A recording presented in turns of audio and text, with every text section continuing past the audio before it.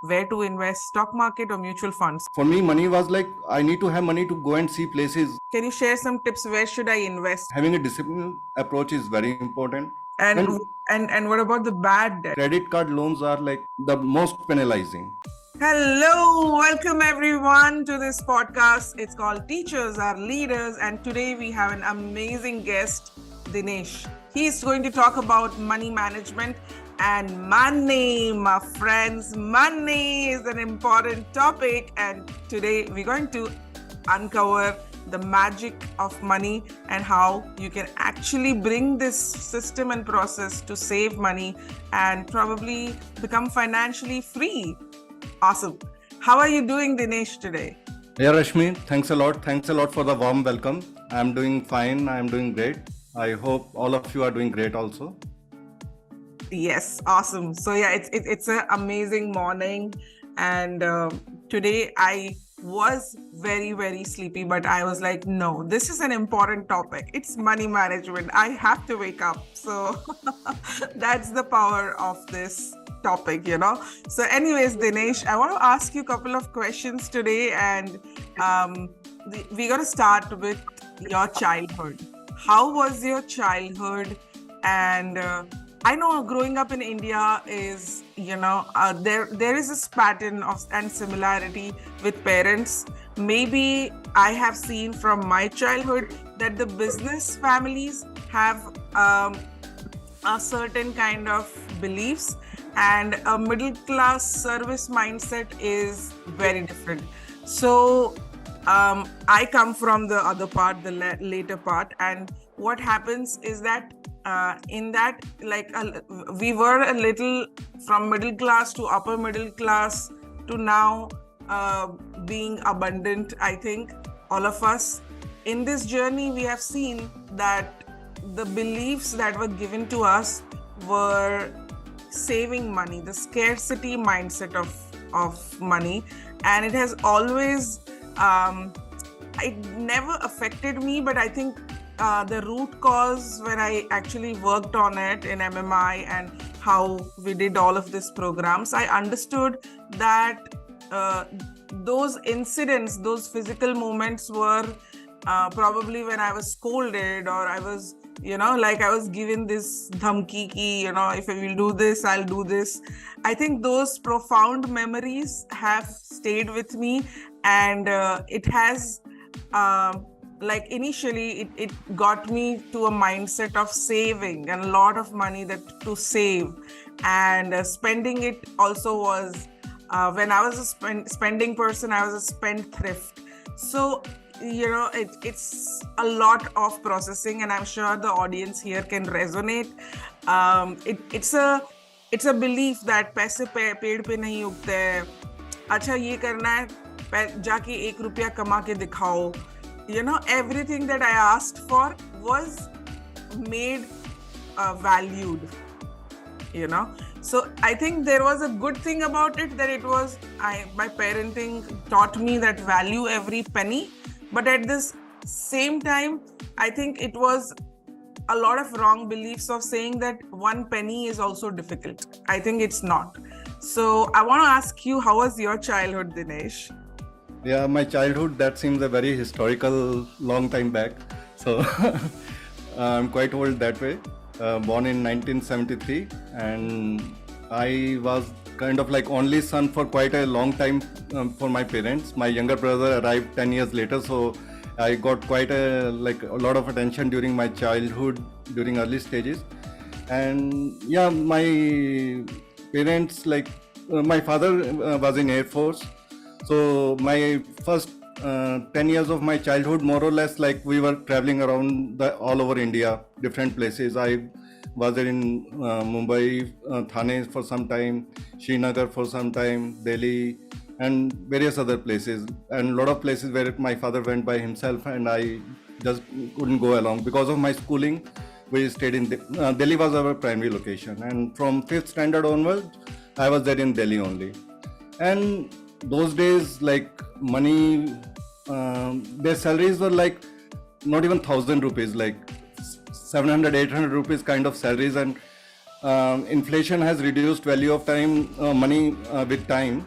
At that point of time, even that was okay, like sufficient to meet those requirements, the lower middle class kind of requirements at that point of time. But yeah, as you said, value was attached to each and everything.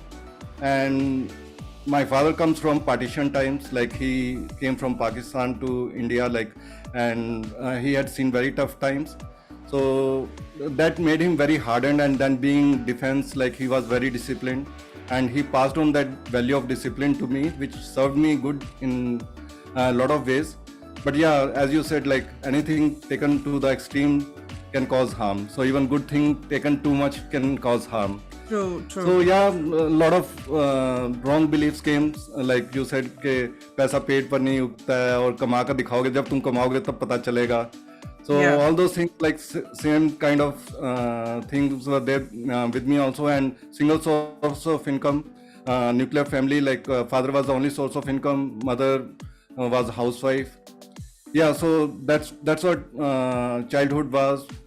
Even though scarcity was not told explicitly, but we could feel it, like there's not enough money to get, and we could compare it with like other friends, like some, especially those from the business class families. They used to have a lot of things, car at times, like Maruti 800 or Ambassador, something that was prevalent at that point of time. Yeah. They used to have that, and we used to struggle. Like we got scooter even like quite like when I was probably in 11th or 12th. Oh, So okay. so that way, like, yeah, we could feel the scarcity, even though it was not explicitly told, but we could feel that, yeah, we are not up to there. Yeah, it's so. I want to ask you that what was this point in time? What age was this that you said, okay, probably after making money, consciously, that what am I doing with my money, and why I should change this situation, or whether it was again scarcity, and what happened next? Like, how did you start making money, and when did you get conscious about money? Because I am getting conscious just now. Yeah, like, so discipline and value for money was always there since childhood. So any spending that I had to do, I had to think at least 3-4 times whether I should spend that money, whatsoever little it was. So all childhood was like that. Even during so I was good at studies. Like I was very good at studies. I used to top in my school throughout. All like 6th to 12th, I was topper, and my teachers used to adore me a lot. I got into IIT, so there I did well again, and I got a job smoothly. Like at the end of the 4 years of engineering, I got placed in TCS, premier company. So I started doing well financially, like right from the beginning of my career. So that way money started coming. But since like my childhood, like I was always carrying this scarcity mindset, so, and we used to live in not so good neighborhood. So my first goal that I already nurtured in my heart was to move to some location where my parents can feel better, or at least I am very attached to my mother. So for her health sake, and there was an incident, if I get an opportunity, I will tell you that story. When like I felt like she deserved to be at a better place. So for the listeners here, I want to ask you this question, that after this consciousness of having to, of course, earning money, how do you, from what age should you start thinking about money management, and not to say the savings part of it? What are the other parts that one should start early in your life from your mistakes or from your learnings? See, one should have balanced approach from earliest possible. Unfortunately, in our childhood, like we were like a bit constrained. So probably most of us would have come with either savers mindset, or if we were rebellious, we would have got into the spenders, like on the other extreme. Yeah, so true. if we rebelled, we would have become spenders.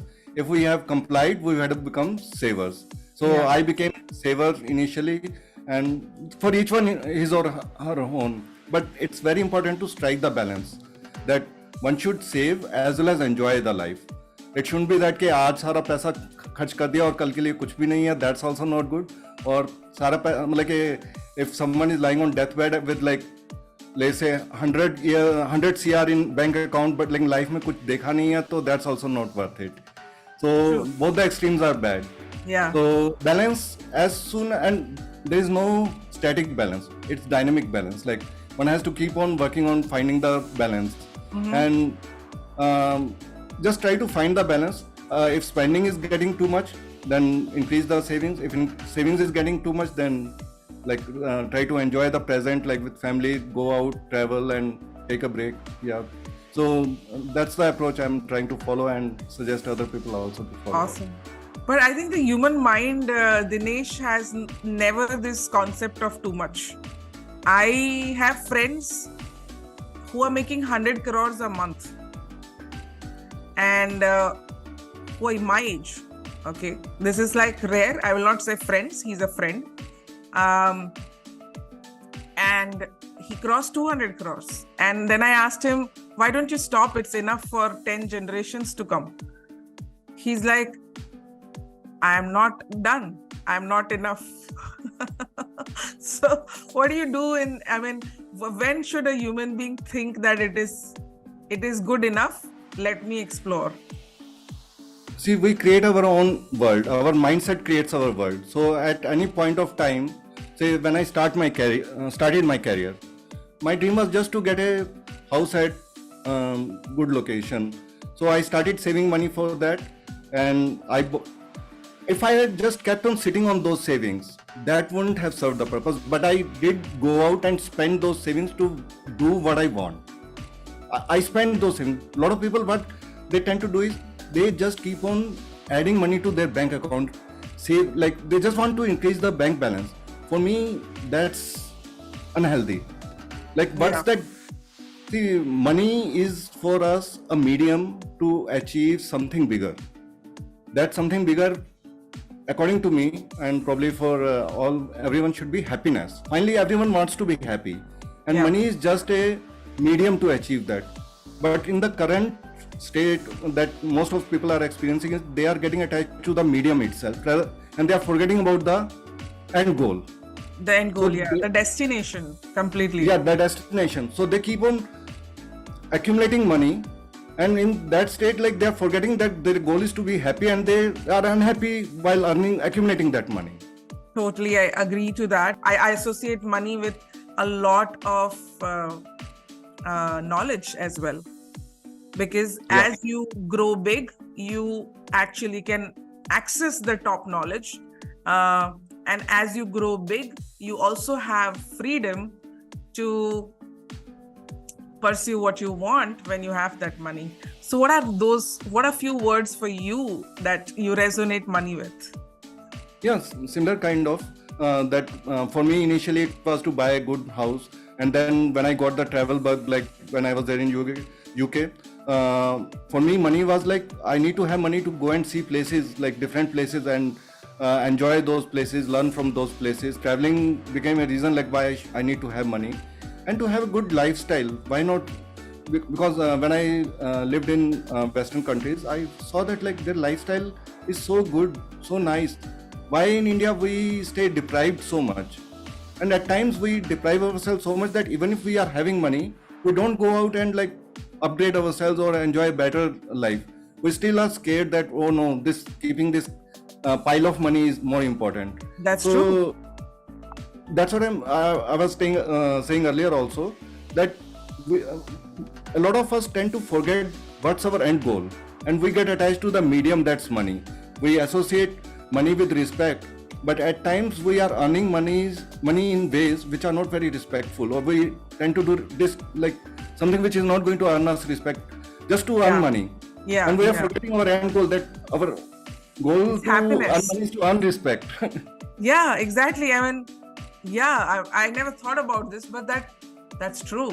So I wanted to get back to the money management topic, and I was asking you that what are some principles that the audience can start, at least from today. It's never late, I'm sure. So what do you think? What are some key principles of successful money management that apply everywhere for all age groups? First of all, mindset. Like have belief in yourself, whatever you can imagine.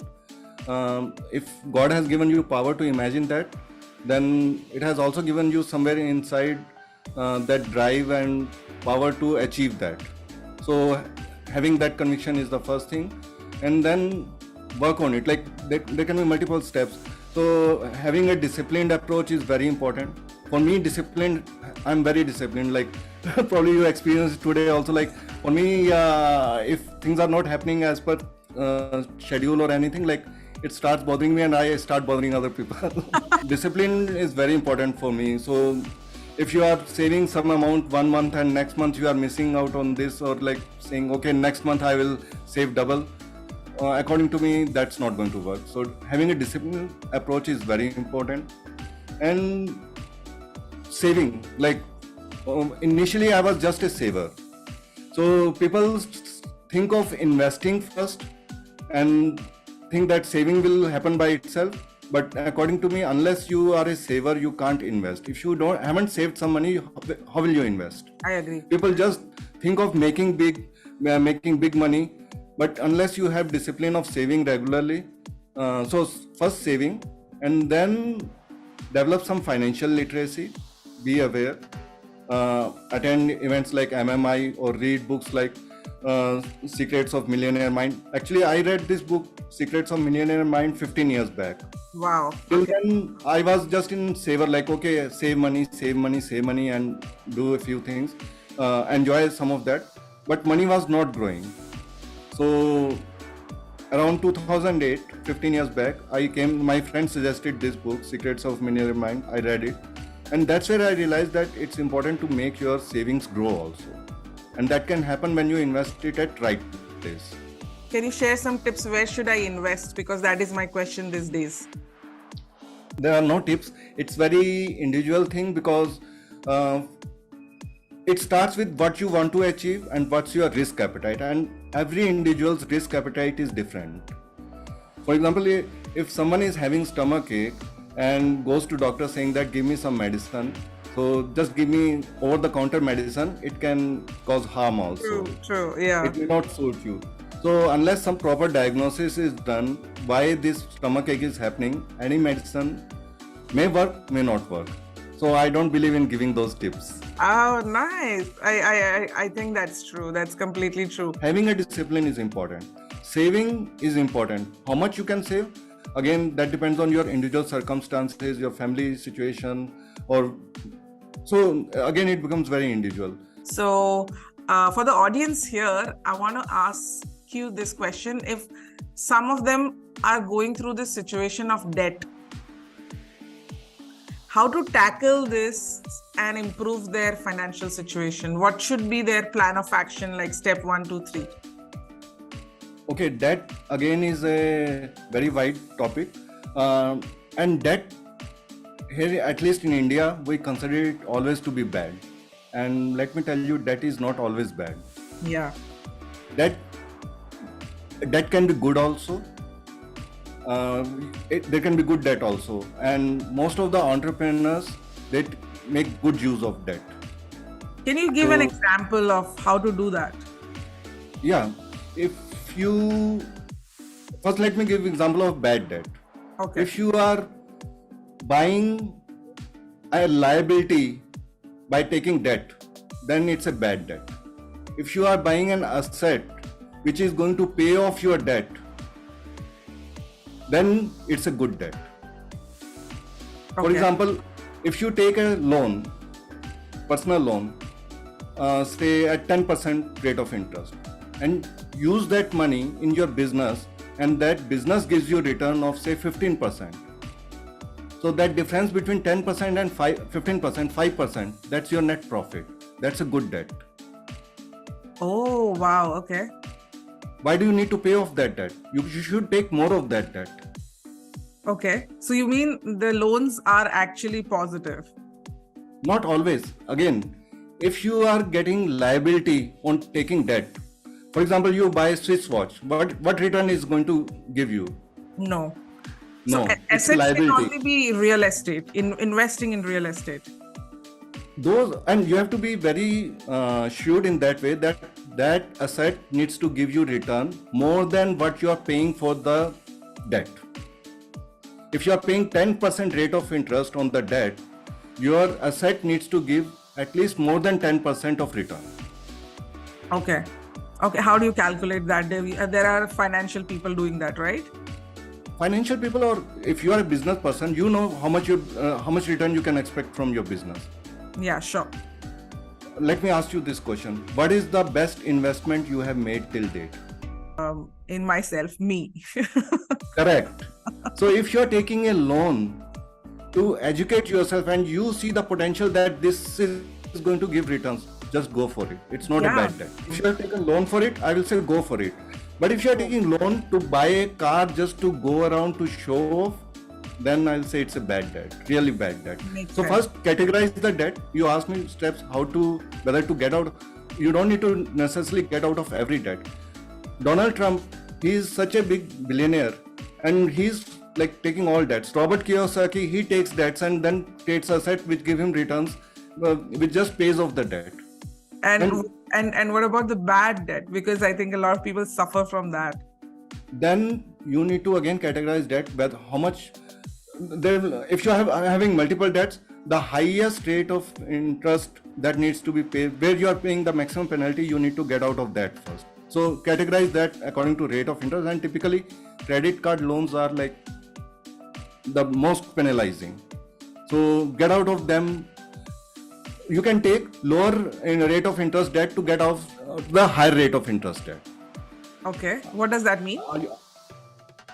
Maybe you can take personal loan to get out of your credit card loan. Okay. Credit card loans are, if you are in credit card debt, that can charge up to 36% per annum. And personal loans will be 12%. So take lesser expensive debt to pay off the more expensive debt. Oh, so slowly you come out of it eventually. Yeah.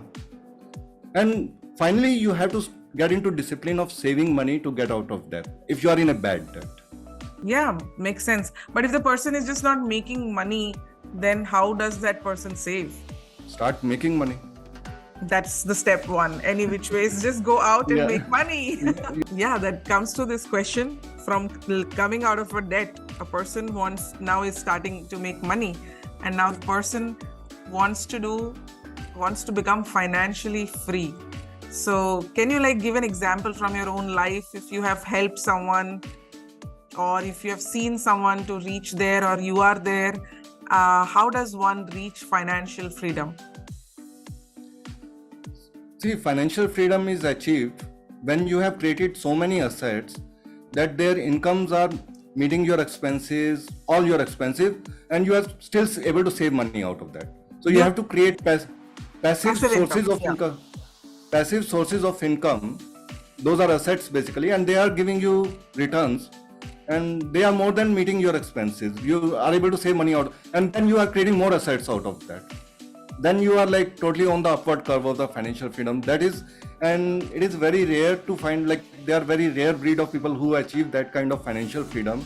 I'm aspiring for that, probably on the path for that, but yet to achieve that. But the only way to move towards that is when your money starts growing. Unless your money starts growing, typically in India, especially our parents' mindset used to be put money in FD or post office. Those kind of, or on those places, you get rate of interest 7%, 8%, which is very assuring, and because government is paying it, so people feel very secure. But their money is not growing because it is just matching the inflation. Exactly, it's 6 to 7%, which is nothing. Yeah, so and banks are making loans out of it. That's it. Yeah, inflation is eating out your value of money, and FD is just matching that. And then you are paying tax out of that, so your value of money is still coming down. True. Because whatever interest you get out of FD, you have to pay tax out of that. And if you are in 30% slab, 30% goes off. So 30% every year, your money value is going down. You are not growing, you are degrowing, deflating.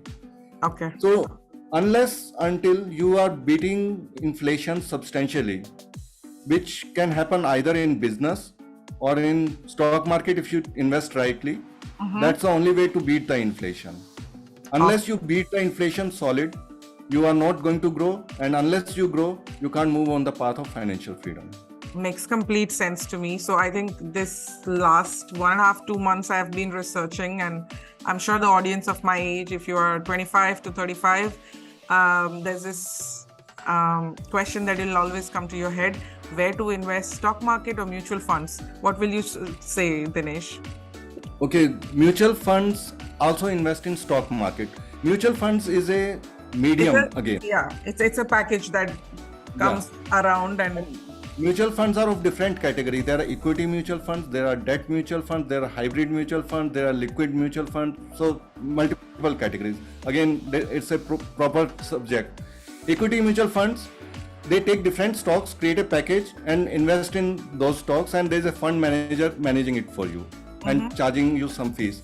So since he diversifies it so much, it is much safer as compared to investing in single stock, because that single stock, if it goes up, you are good.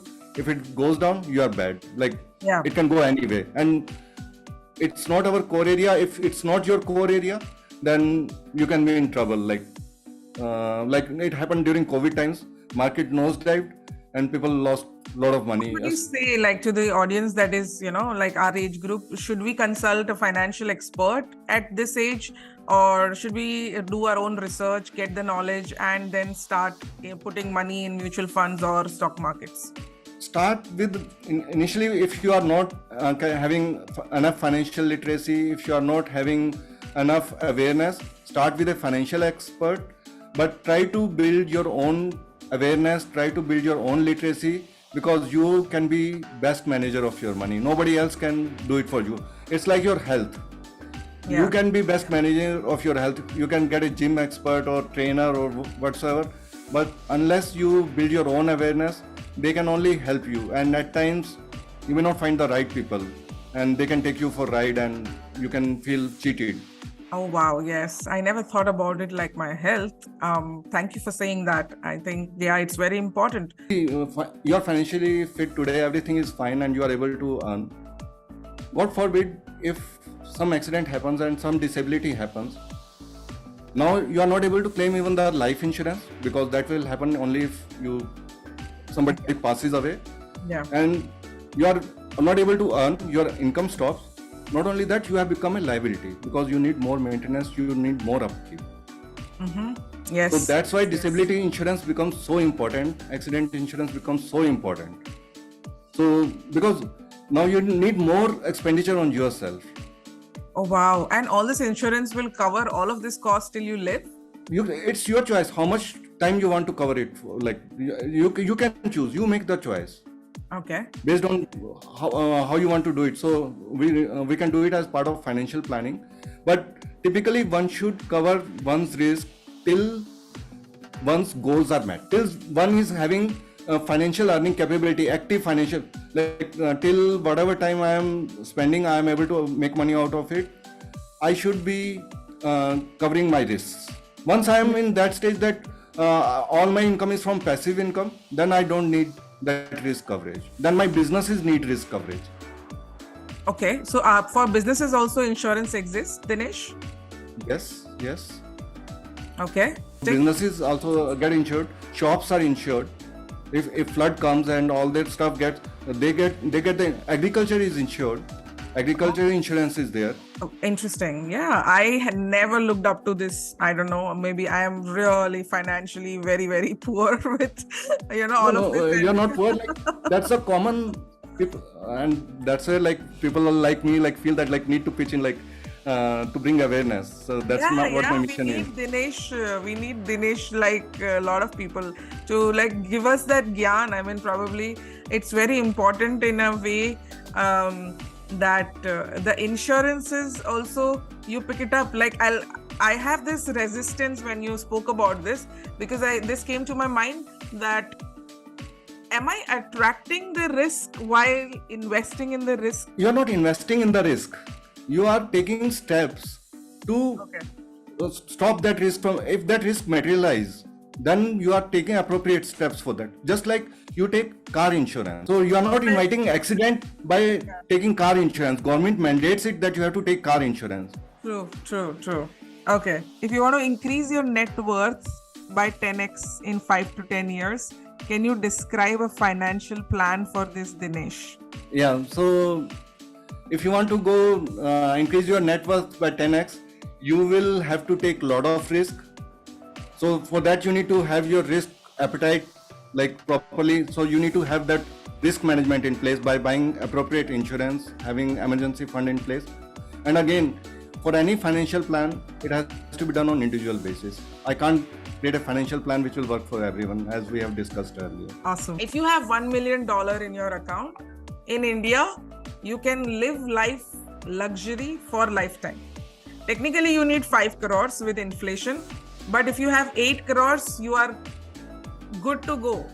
It all depends on Rashmi. Like, I want to add something over there. Yeah. Do you know a monk is financially free?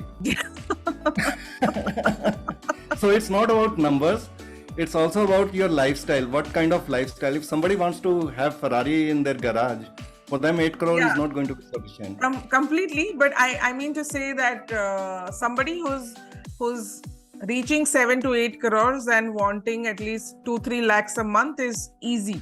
As a passive income. Dinesh, thank you so much for your time. And it was a pleasure talking to you. I mean, I started on a note like, why am I waking up? But yeah, it's all worth it. Thank you so much. Thank you. Thanks for inviting me. Like, it has been very nice chatting with you. And it brings out a lot of things from within me also, like, which otherwise, like, I don't get much opportunity to talk about. Awesome. These conversations are always enticing, and I hope that teachers are leaders, and you are that teacher and you are that leader, and hope you impact a lot of people. Thank you so much for coming.